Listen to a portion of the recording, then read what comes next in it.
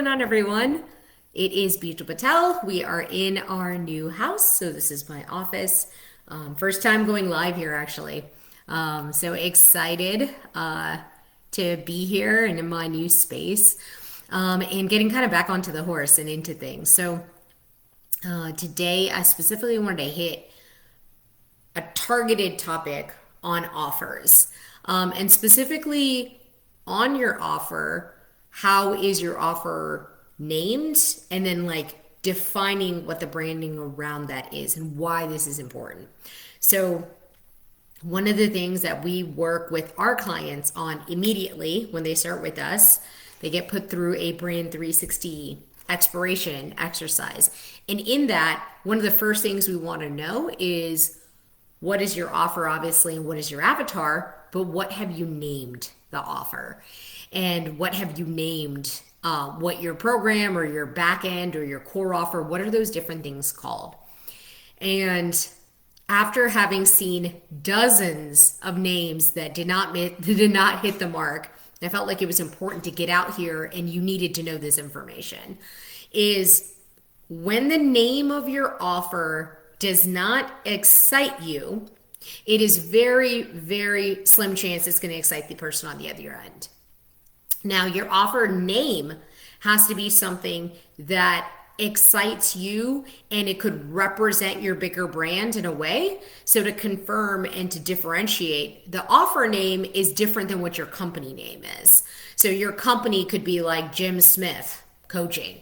And then your offer name is going to be specifically, what is this program that they're buying into? So using us as an example, Just Launch is our company name, and that's always going to be the top company name. That's our umbrella. That's the parent company. Now, underneath that parent company, we have our different programs, one of which is called Brandfluencer. That's our core program that we talk about a lot. And so we have named that specifically for launch and specifically for the program. So when people come into our program, they know exactly the name, it excites them. We have branding surrounding the actual name, Brandfluencer. And so after you define what that name looks like, or if you're having trouble with that name, let me know. Drop me a comment. Let me know what your current program name is. We've actually, hey Devin, what's going on? Hey Josh, how are you, man? We just actually helped a lady rename all of her programs, and that brought her so much clarity because she was getting a ton of prospects that eventually bought into her offer. But her issue was, like, in order to be able to spit out what she did and what her offer was, and in that key moment where you've got 20 seconds, what do you do? What do you sell? She was getting stumbled up on what she did. So we actually went through an offer audit with her, which, by the way, we do offer an offer audit. It's a very front-end program on a like one-to-one basis. It's actually 2-to-1, 2 people from our side, 1 person from your side. Just DM me if you want to talk about that. It's not something that we overtly advertise at all, because we mostly focus on our core program, Brandfluencer. So when your name is not right, I want you to stop and pay attention to that. Because all of your energy, if you kind of feel like you're embarrassed to say it, or you don't think it's that good, or you think that it like under promises what you actually do, or you haven't gotten good feedback from anybody who's done it, like no one ever says the name, that's feedback that if your clients don't say the name back to you, they don't remember it, they're not aligned to it, and it doesn't like excite them that they're a part of that program. So that's something you need to pay attention to, is the naming of what it is. The naming can be descriptive, it can be aspirational, it could be made up. Naming something, whether it's an offer or a business, is one of the hardest things to do in branding. Almost everything else is easier. Maybe the second thing is coming up with like an amazing tagline that is short, descriptive, and punchy. So beyond that, you want to take a look. Once you get your naming dialed in, please name your program if you haven't. You can't be out here selling high ticket without a named program. Beyond naming it, think about the classification that you've put your product or your program in. So a lot of people are selling courses, or they're selling products, or they're actually selling programs. Now, the way that you define what that is, make sure you keep that language consistent and that you're aware of what the differences are. When the market hears the word course, even if it was like a course with coaching, all they hear is, oh, this is a done do it yourself course and there's not going to be enough support. So some of these words have gotten tainted by other people who have done things and etc. And then you get thrown into the $2,000 or less bucket when people hear the word course, not a high-end ticket kind of thing that you want to say. Now, product. When people hear product, there is an assumption that they are going to get something that is physical. So whether that is going to be like an actual thing that they can work on, or a workbook, or whatever it is, they think that they're going to get something with it. They're not going to make the assumption that your program is like treating like a product, etc. Like, I think that's honestly a lot of marketing and branding mumbo jumbo. I don't think it works. Like, if you have a product, you are giving them physically something to work with or work around. Beyond that, you're either in program, and program to me at this stage in the online market is the best word to use. It implies that we have designed something that is sophisticated, it is thought through, we have like consultants or intelligence behind what we're doing, and we also have support via coaches, whether it's one-on-one, whether it's group, whether it's a mastermind, whether it's a hybrid, that doesn't really matter.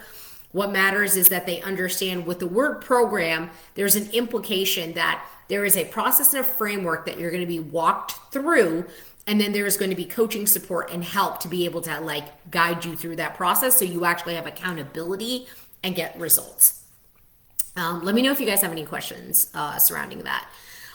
Beyond that, there was another category that is unique because it was a hybrid. We just worked on it with one of our clients, called a productized service. This was super unique to her because she actually gives out boxes for people to like follow along in her program, and the program is automated, sends out emails, has course modules, and coaching support. So she actually had a hybrid thing, and we specifically moved her out of product because she wasn't just a product and she wasn't just coaching. It was like really this in-between area of productized service, which I think we're going to be seeing some more of as the people online who are providing only digital services need to stand out against the competition. Why is our coaching program better? Oh, well, you get this thing, you get this workbook, you get this planner, you get these retreats, you know? So like, I think even with the physical, like having an event and having those things in person, I think could also help imply the mastermind effect of it. So anyways, those are things for you to think about. And then the last thing after all of that is once you do have some of this going and rolling and you know what your core offer is and you've named it appropriately, please go get your offer designed. And what I mean by that is that you do need an actual like brand identity visual asset. So it needs to be a logo. It says it can have an icon or it cannot have an icon, but it needs to say what your program name is in something that looks like it's designed. What that will immediately do is position you from where you're at here, which is like, oh, another coach selling something else that's high ticket, nah, whatever, up into that next level.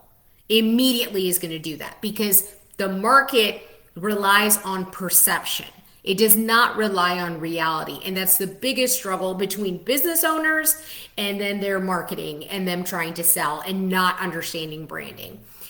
You understand your product, you understand your offer, you understand all the client results you've gotten, but your prospects don't.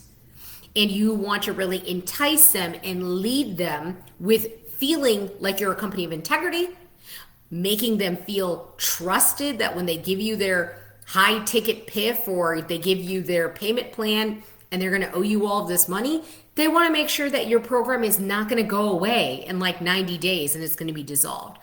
So having invested into an actual brand and branding for your offer makes you look like you are a mainstay in the industry. It makes you look like you're the trusted authority. Because if you've taken that step, That means that your program is well validated. A lot of people have gone through it and seen success, and you're putting all of like your eggs into this basket. It communicates stability, reliability, and trustworthiness, which those are the secondary tiers to know, like, and trust. So anyways, that was the tidbit I wanted to give out today because I see a lot of people flopping on the offer part of it, because that is the most important part where you have to like give your like sales spiel to be able to get it out to the person. So if you end up having questions, definitely let me know. I'm going to be doing some more of these tips for branding that you can understand what it actually means at a deeper level, and you're not just stuck thinking that branding is a logo, which is just not. And the people who understand that are quickly ascending to 100, 200, 300K months. People who don't are like obsessing over the colors of their logo, and that's not what does it, people. So watch this later, hashtag me replay. If you have questions, let me know, and I will talk to you guys later. Bye.